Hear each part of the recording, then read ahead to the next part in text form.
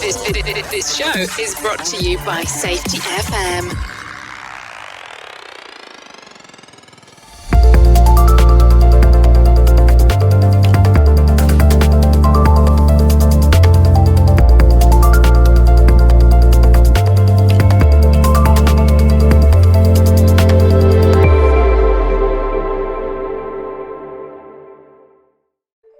Hi listeners, this is Brent Sutton. Welcome to the 54th episode of the Practice of Learning Teams podcast show. It has been 1 year since the launch of the book and the podcast show, The Practice of Learning Teams, with my co-authors and host Glynis McCarthy and Brent Robinson. And what a ride it has been. And who said launching a new venture was a bad idea during a pandemic? We now have over 6,000 regular listeners from 38 countries and 100,000 plus downloads of the content. We thank you for connecting in each week to listen and learn in the new view of safety. Please sit back and enjoy this roundup of my favourite listens in our first year. There were two people instrumental in making learning teams happen for us here. They are Dr. Todd Conklin and Dr. Jay Allen. It's only fitting that part one of the series we feature some excerpts from those conversations with Dr. Todd and Dr. Jay. Welcome Todd to episode one, number one, first episode of the Practice of Learning Team. This is the maiden voyage of your podcast? It is. It's the wow, what an honor. And if we can get half of it right, I'll be happy. I'm not sure you'll ever get I don't think podcasts are right or wrong. So I think podcasts are just conversations. And to me, there's not a right or wrong. I would just talk to lots of people outside of the field. And we're certainly going to be embracing diversity of thought, as we say. Amen, brother. Process, absolutely. And we're going to be trying to, through the series, we're going to be talking to different people in their journey, which I think is amazing. And what's really important is that the listeners out there get to participate as well. And we've built what's called a learning journal. So at the end of every podcast, myself, Glynis and Brent Robinson, we get together and we reflect on what the other person has spoken about. And then we ask the listeners to participate in a journal so that they can give us their feedback and in particular talk to us about when do they see opportunities for learning teams and where do they see the barriers for learning teams within the organisational context. Wow, impressive. How come you don't call your podcast Two Brents and a Glynis? Well, that's actually interesting. Yesterday, Jay called it Glynis and Brent times two. Or Brent squared. That would work. Yeah, we are. But look, what I thought, episode one, what I thought would be really useful for the listeners is to basically hear how this crazed idea came about. So that's a good question. So we'd had a really interesting series of operational events at Los Alamos National Laboratory. And we were doing a lot of investigation. And we had a cadre of investigators who eventually also became auditors. So, which is, I think, efficient to have auditors and investigators coexist. But the problem is that an audit seeks deviation and reinforces compliance. And what was happening is our investigations would then therefore seek deviation and really reinforce compliance. It's like so many other companies. It wasn't really an unusual problem, but it was interesting. And my boss, Chris Cantwell, he said, God, I wish there was a way we could just put a bunch of employees in the room and just ask them, what do we need to know about this event? And I said, well, it seems like we could do that anytime. And he said, why don't we just do it? And I said, okay, consider it done. And so we were looking at, it's funny, Brent, I can't remember what the event is. I remember the next event because that's kind of important to the story. But the event we're looking at, we brought together a group of workers and we basically just said, this event happened. We can't suck it back. I mean, there's no way to change history. What should we learn from this? And it was it was amazing because at first the workers were like, well, how much truth can you handle? Can you handle the truth? You know, how honest you want us to be? And I'm like, near as I could tell, we got about the greenest light we could get on this. The big boss said, do it. Let's just do it. So let's just be honest. So we started talking. And as every good meeting goes, somebody jumped up to the flip chart and started writing down what people were saying. And in a really short amount of time, I mean, stunningly short amount of time, considering we went through the whole storming, norming, forming, and performing, the phases of the sort of, you remember those? Yes. Right? Did I get them right? Close. Yeah. Yeah, I was close enough, right? Considering we went through all those steps of building trust and opening communication, we probably within the first 45 minutes had the best, deepest understanding of the event that transpired that the organization had ever had. Certainly better than the investigation. And again, the investigators weren't bad at all. They're really good. They're amazing people. But it was just such a different approach. And then out of that, we decided, well, maybe we should give them some suggestions for a solution. And so once we had a really good understanding of what the problem was, which is something that always has to exist, and I knew that from working with groups my whole career, that you have to define the problem before you can create the solution. So once we had a really good list of what the problem is, and we had this amazing list of conditions, and I just called them I didn't know what else to call them. I don't know what you'd call them. They could be factors, I guess, but they were just conditions. And it was remarkable because none of the comments made by that team were about the people. They didn't talk about mistakes or errors in judgment or not following through. They just talked about the work. And then when we went into the solution set, they actually had some really great ideas that didn't track with the corrective actions that were a part of the investigation and the management review. So we had kind of an alternative set of data that we gathered in kind of a cool way. So I checked back in with my boss, as was the practice. Before you go home, you kind of go hang out in your boss's office, or we did, because Chris was he still is. He's he's an amazing guy. And he just said, well, how'd the great experiment go? And I said, dude, we should be doing this for everything. I said, this was amazing. I said, it was faster. It was way more palatable. And it was much better information. And people left engaged and happy. I said, it's kind of an amazing tool. And he said, well, what should we call it? And I remember I was standing in the hallway in front of his office, and I said, I don't know, let's not give it some kind of gimmicky name. Let's make the name describe what it is. And he said, well, what are you thinking? And I said, let's call them Learning Teams. And we called them Learning Teams. And the amazing thing is now I kind of wish we'd have named it something differently, because I'm not sure I don't know how I feel about it. I don't know if it's the best name or not. It's the name that you make up in the hallway.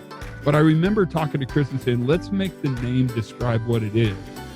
So let's not call them, grassroots safety or informal investigation or employee engagement sessions. Let's just call it a learning team. It's a team of people brought together in an ad hoc fashion, almost always directly involved with the event or potential event, unless they're not. And the reason I say unless they're not is because we learned really early that sometimes you need to bring engineering in, or sometimes you need to bring maintenance in, or sometimes you need to bring in somebody who has expertise about a process, because the more you look at the conditions present in the event, the more the event moves from the ash pile, from the consequence, back into the context.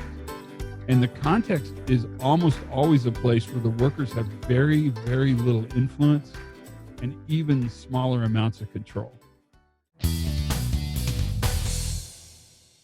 How many podcasts did you have to get through before you know you're going to make it? Was it fake? Well, I normally tell people 13 is normally the cut. Most people don't make it past episode 13. So congratulations, you are now in part of the new frontier. Wow, 21 episodes. And of course, we'll have a massive get-together for the 100th. By then, hopefully we'll be able to travel. Well, it depends on how frequent you start actually pumping these things out. If you start going next week, you're going to start doing one a day, then we might not hit it that quick. Exactly. No, I'm still keen to keep it weekly. So what have you experienced so far? Have you liked it? Have you liked going through the process? Was it a little bit more involved than what you originally thought? Look, there were certainly some parts of it which were much better than we ever expected, and there are other parts which were much harder.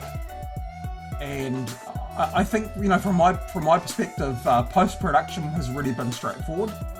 I think the issue here is some of the recording issues that you encounter with some of this technology is quite fascinating on a good day, and that. And just coordinating people and making sure that everyone stays on track has been really useful. But COVID has certainly made having these types of things become more of the norm. Absolutely. Pre-COVID, there would have been a lot of fixation on people's audio level quality. And those So hold on, are you saying the standards have went down because of COVID? I think everyone's used to poor quality when it comes to video calls and video use in that way. So as you see this then, do you think that this has advanced quite a bit then because of COVID? Do you look at it that we're willing to accept different things because we don't have very high expectations? We're not expecting broadcast quality. We're not expecting to be the next CNN, quote unquote, from like here in the US or something along those lines? Yeah, look, and I think, both of us make good effort to use some interesting backgrounds and have some decent lighting and some decent quality. But people slapping on a headset doing a Britney Spears, that's about their limit. I mean, I can put on a headset on. I mean, but let's take a look at your background here at the moment. You're definitely like in Santa's workshop or something. Look, I am, and look, it's interesting to mention that because I got called in to run a conductor learning team because unfortunately an ALF got stuck in a certain type of piece of equipment, and the supervising team here weren't particularly happy, and the blame culture set in, Jay, sadly. Because they're under direct pressure, because December 25th is coming up quite quickly. So is the elf okay for the most part after being stuck? Well, look, the good news is they live forever, and the good news is that you can still tie a ribbon with one hand. So I hope the elf takes that kindly then. Absolutely, because we've put him into a more productive role going forward. So he's going to move into quality control. Oh, all good time. And I think from our point of view, like everything else, we've learnt a lot during this process as well. And I'm really excited about how 2021 is looking to shape up. I think there's a lot more optimism out there. And I think that there's going to be a lot more focus in 2021 about understanding the value of being a learning organisation. I think we might see some change in this whole conversation that's being had between Safety 1 and Safety 2. That 2021 is not the time to be diversive in terms of talking about safety as being two different arenas. And I think, my prediction for 2021 is that there'll be a lot more focus from organisations about understanding what value does safety bring to the organisation. And it's interesting that you bring that up, because if you think, let's kind of go back a year ago and let's go back into the conversation of safety inside of organizations. It was still the bad word. It was a derogatory term when most people mentioned it. Something has went wrong. And now we're looking a year now from 19 to 20, of course, and now how things have changed on how those doors are opening up in regards that we want to see what the safety department has to say. We want to have a better understanding on how this all ties into the culture. If you would have told me this in a year into the future, that this would be the conversation we were having now, where people are more acceptable of these things related to safety and how it partakes into the culture, I would have been like, that's the planet I want to live on. But definitely, I didn't think it would be on this version on how it's actually working out. But as you say this, that you see that the future will change in that, I feel that there's been a lot of conversations where people have this false expectation that when 2020 is done, that 2021 will start and everything will be the world of difference. And I don't want to be Debbie Downer, of course, but I also want to have realistic conversations with people that I think that this is going to be such a great launching pad on getting us to where this next level of safety is going to be. And maybe that word is going to go away because it's not going to be so much of your culture in regards of or the safety culture, where the safety will actually be part of the culture of the overall organization. And they're becoming these learning organizations. What do you think about that? Okay, so because learning is key. Learning is key. And if you just think about what we've had to deal with the pandemic, we've had, at an individual level, we've had people that have taken learnings from COVID-19 and have adapted. And then we've had groups of people that have remained in that lovely bucket of sand. Hey, why did you look away from the camera instead of looking directly at me when you said that? Are you trying to say something about the U.S. here? I'm just trying to figure it out. Well, look, I mean, once again, it's a really interesting risk management opportunity that's occurred. And every country has done things differently. And even those countries that did something quite radical are now actually paying the price. Because the thing about viruses, they don't understand our rules, our policies, our written statements. They don't behave that way. And we've certainly seen a really interesting, it'd be really interesting to have a conversation with a human factors person about COVID-19. Oh, absolutely. Maybe that's your next episode. Who knows? Yeah, it will be a really interesting episode. But I think what I'm most proud of is actually allowing or trying to have that broader conversation that learning team stands alone. That Todd's absolute brilliant work with learning teams and HOP, that learning teams can stand by itself. Well, and that's been the interesting part, because you brought let's just be realistic. You looked at the work that Todd had done, and you brought this to market as a standalone, where a lot of people didn't look at it that way. And it was a concept that you brought into market, and it was, your book is so detailed on how to go about it that I feel, based on, of course, reading the thing several times, that you can actually grab the book and know what to do. It's not where you read something and go, well, in theory, this sounds good. It was more of, here's the starter. I'm still waiting to see what's going to happen next, but it was definitely a starting point on where you can go, and here's the path that you should go down. So what is the group thinking? And I almost feel like I'm switching the script here, so I apologize. That's okay. To an extent, of course. But what do you think? What do you think is going to happen next? Like, what are you looking at as you're bringing this to market? I mean, you brought this to the market. It's been out for several months now. Is it doing what you thought it should be doing? Look, it is, because it's been really interesting about some of the broader conversations that are being had, and undoubtedly the consistent message we're hearing from people is that the book is that it's past that the whole sort of what the concept. That the book has bridged that difference between what it is to how about to start the journey. And I think that's been the consistent feedback from people, is that we've really focused on making learning teams more transparent. That previously people felt it was like an art, and that there really needs to be a great artist to be able to perform that art. And well, I can almost see the point there, because there is an art to it.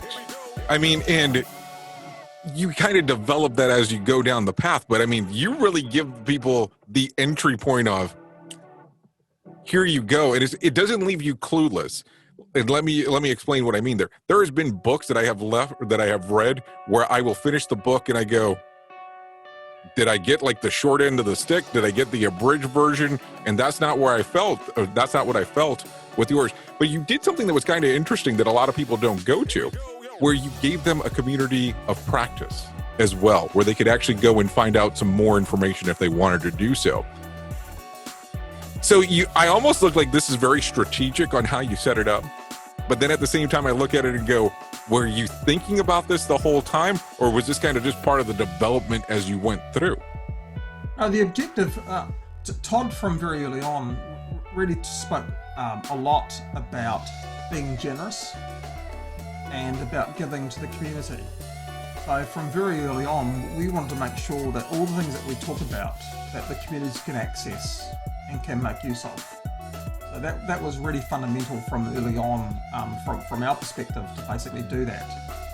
And we see our role going forward as assisting organisations in how to embed learning teams as an everyday practice or an everyday opportunity.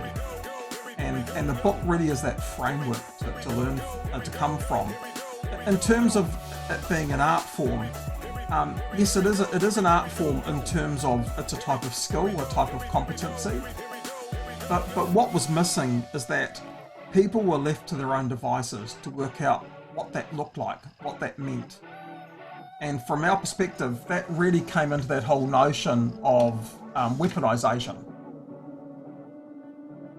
And we were adamant from very early on that whatever we did, we know people are going to take it and apply it in their own way. But what strategies can we put in place to try and minimise that type of weaponisation from actually occurring? And that's why we really pushed hard to define what does good look like. So what does a good learning team facilitator look like? What skills do they need to do that? And then give that a person to evaluate where they're currently at.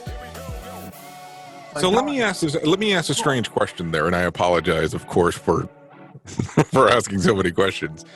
But what do you think an everyday learning team looks like? Like, do you see it as a replacement too, especially for somebody who's brand new into this? So this is maybe the first time they've heard about learning teams. Maybe they've heard a piece of something prior.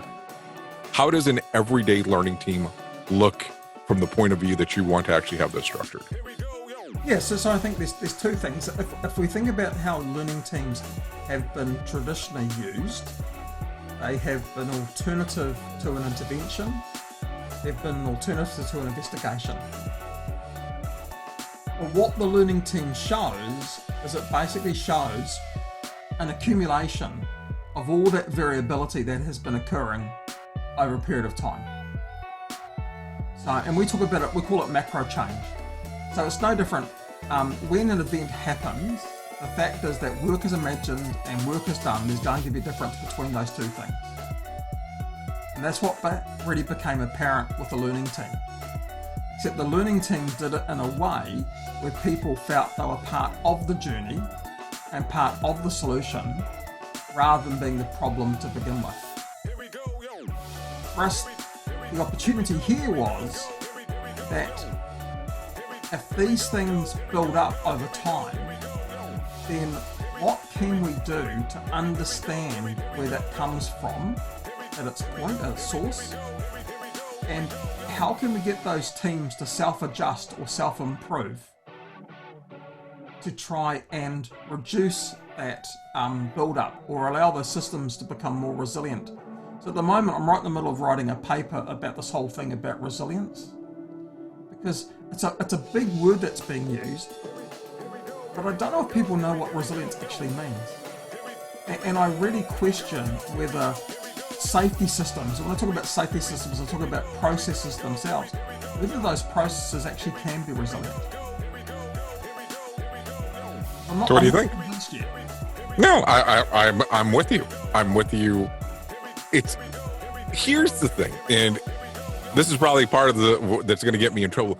But we tend to repackage some of these things and put key words that are kind of like the hot words of the moment, and it's not really doing the things that they're meant to do. But we use these keywords because that's what might be a search engine optimization. It might be something where it's kind of hot inside of the market, opposed to it actually delivering what people are saying. So when you brought up something earlier where you referenced that you would love to see this change of safety 1 and safety 2, and really just talking about the word safety and how it's going to blend into an organization, I would love to see how that's going to work. And especially if we start taking away some of these key things that are mentioned as hot words and hot topics to actually bring people to quote unquote get the attention. Because let's be realistic. There was a lot of people inside of the risk management area when COVID hit that they repackaged their materials to say that they were now COVID experts. Now, we're in December. I still don't truly know any COVID experts per se, but I'm just amazed on the amount of people that repackaged their stuff, repurposed it, resold it,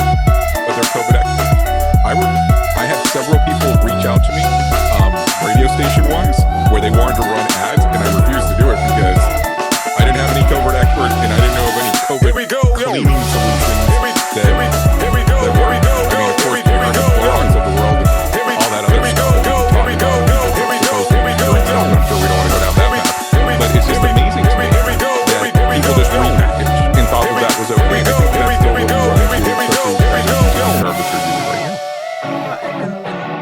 And organizations want comfort. Right. It's the safety net. It's the safety blanket. I want to make sure that we are doing the right thing by our people. I don't think organizations are malicious in any ways. I don't think that they're doing this just to get the hot topic out. I really think that they want to make sure that people are making it. But some of these other organizations that are in the market that are trying to sell, I don't think that it's some of the best practices out there. Now, I think that there are companies that are out there that will come out with the glass in place and give the quasi-view of that they're trying to help out and helping out. And there is an expense associated with it. But I'm talking in particular to these places that took this risk management book, hypothetically, that they had previously and repackaged it as this is how they're going to stop every kind of virus that exists because they repackage it with some key words. I think that that's wrong.